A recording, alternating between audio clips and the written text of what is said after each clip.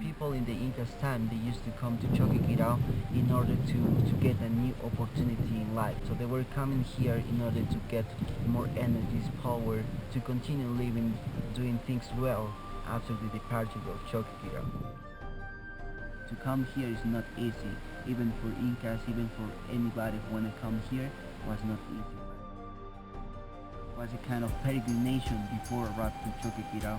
At the end, you have all that beautiful landscapes, that peaceful. You can feel it here. When you're leaving this town, when you're leaving Cuzco, so you have to, when you're gonna feel something inside of you, and you will believe that maybe you're a little bit sad with low energies. So just think about this moment. Think about them. You were in Choquequirao, and everything is possible to do it, like the constructions we can find in Choquequirao.